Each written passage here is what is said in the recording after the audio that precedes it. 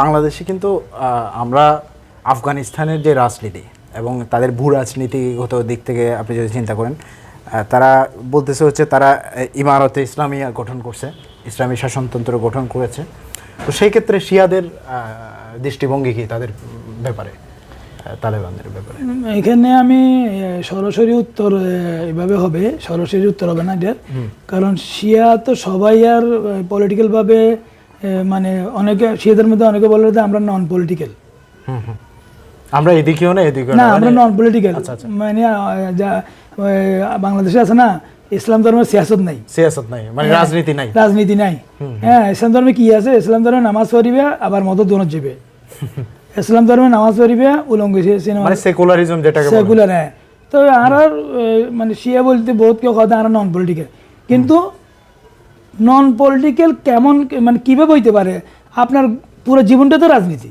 রাসূলুল্লাহ সাল্লাল্লাহু আলাইহি ওয়াসাল্লাম মদিনাতে শুধু নামাজ পড়িছে না মসজিদে নববীতে না বিচার করছে? বিচারটা তো একটা পলিটিক্সের অংশ। তারপরে কাফের মুশরিকদের ব্যাপারে একটা সিদ্ধান্ত নিছে, এটা পলিটিক্স। এবং রাজা বাদশার কাছে চিঠি পাঠিয়েছে, পলিটিক্স। ঠিক আছে, এখন বাংলাদেশ বা বিশ্বের পলিটিক্সের সংজ্ঞা হচ্ছে যে জুলুম করো আর নিজে আয়েশ করো। ইয়েস, মানে এটা পশ্চিমা পার্সপেক্টিভে যেটা গণতন্ত্রের মধ্যে হচ্ছে, সমাজতন্ত্রের মধ্যে হচ্ছে দেখা যাচ্ছে। তো এখন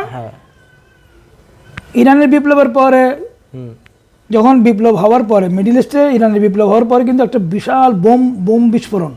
ঠিক আছে, তো এখন পশ্চিমারা দেখতেছে অ্যারাবিয়ান কান্ট্রির শাসকদেরকে, রাজাদেরকে বলতেছে বারবার, কান পরা দিতেছে, ইরান তোমাদেরকে হামলা করবে, ইরান তোমাদেরকে দখল করে নিবে। ইরান কাছে কেন? আমি কি কারণ হামলা করতে যাব? আমার কি? ঠিক আছে, এগুলা এই জুজু কি বলে, জুজুর ভয় দেখাই অস্ত্র বিক্রি করতেছে। আরামকো 50 বছরের তেল চুক্তি ছিল ডলারে, এখন আর মোহাম্মদ বিন সালমান কথা আমি চুক্তি করবো না, আমেরিকার মাথা খারাপ। না, এটা তো আমেরিকার একটা পলিসি, তারা তো সারা পৃথিবী জুড়ে মানবাধিকারের কথা বলে। আচ্ছা, তারপরে 80 দশকে রাশিয়া হামলা করলো, আফগানিস্তানের উপরে দখল করলো, ইরানও তখন মুজাহিদিনদেরকে সাপোর্ট দিছে। ঠিক আছে, এরপরে আবার আমেরিকা আসলো, তালেবান হইলো, ইরানের সাথে তালেবানকে দ্বন্দ্ব লাগাই দেওয়ার চেষ্টা। যে তালেবান প্রথম চিত্র ছিল, বর্তমান তালেবান এক না। প্রথম দিকে তালেবানদের সাথে ইরানের সাথে সাংঘর্ষিক ব্যাপার, মানে সীমানা শুধু না, ওখানে যে হাজারা শিয়ারা ওদের জবাই করে দেওয়া বা ওদের মসজিদে ইমাম বাড়িতে বোম, এগুলো করা মানে দূরত্ব। আলহামদুলিল্লাহ এখন কি হয়েছে, এবারে যে এমারাত বা তালেবান ওদের সাথে ইরানের 8টা শর্ত দিছিল, যে এই 8টা শর্তের উপরে আমরা তোমাদের সাথে। এখন আমি নিজে অবাক, আফগানিস্তানের মতো দেশ ইরানে বিনিয়োগ করতেছে,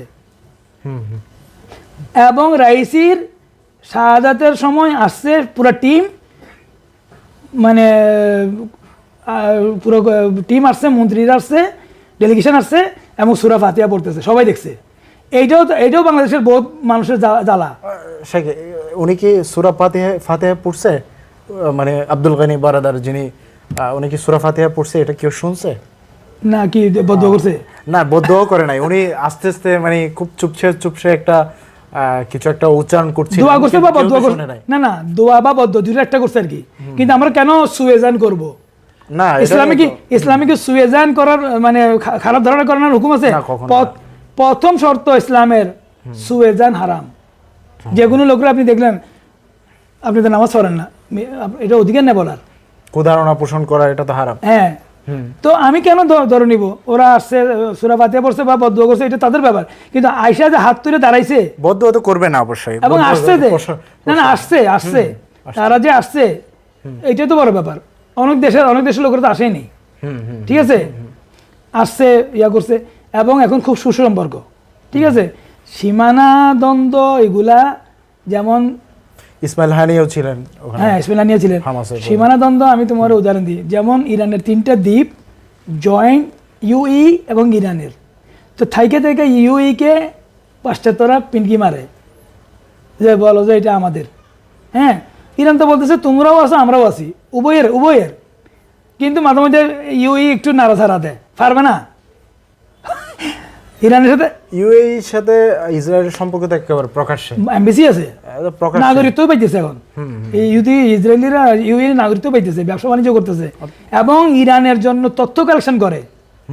এবং এই যে ইরান যখন হামলা করছিল, ইসরায়েল হামলা করছিল, ইউএই খবর দিছে যে ইরান হামলা করতেছে, ঠিক আছে। তো এখন কথা হচ্ছে তালাবা বহু বচন তালেবান, পশতুন ভাষা, পাখতুনেরা, হ্যাঁ পশতু, এবং হাজারা আছে, উজবেক আছে, এদের সৃষ্টি কিন্তু পাকিস্তানে। এরা যখন শরণার্থী হিসেবে ছিল ওখানে, মানে রাশিয়া যখন হামলা করছিল, দখল করছিল, তখন পাকিস্তানে এদের সৃষ্টি, ঠিক আছে। তো ঠিক আছে, ওরা শাসন করতেছে, ওরা ওদের মতো করে শাসন করতেছে এবং অনেক কিছু শিথিল করতেছে, ঠিক আছে। অনেক কড়াকড়ি ছিল, কট্টর ছিল, শিথিল করতেছে। ইতিমধ্যে বাংলাদেশি এক মহিলা ভ্রমণ করে আসছে, তার জীবনী পুরো লিখছে সে, এবং বাংলাদেশিরা যাইতেছে, ব্যবসা বাণিজ্যের জন্য যাইতেছে। তারপরে ইরানিদের সাথে ভালো সম্পর্ক, এবং ইরানিরা এই চীনের সাথেও ভালো সম্পর্ক হচ্ছে। হ্যাঁ, চীন, রাশিয়ার সাথে তো হয়ে গেছে অলরেডি। হ্যাঁ, তো তালেবানরা বিনিয়োগ করতেছে, এটা অবাক। এবং আফগানিস্তানের যেহেতু সমুদ্র বন্দর নাই, সুতরাং ইরানের চা বাহারটা আফগানিস্তানরা ব্যবহার করবে। এটা একটা চুক্তি হচ্ছে। হ্যাঁ, তাহলে শান্তি দরকার, শান্তি, শান্তি চাই, শান্তি চাই, ঠিক আছে। তুমি রং চা খাও, বাংলাদেশিরা দুধ চা খায়, পুরা গালফে রং চা খায়, ইরানিরা রং চা খায়। আমি যখন ইরানিদের সামনে এই দেশে, আমি বললাম তো দুধ চা খাও, কারণ আমি দুধ চা খাই।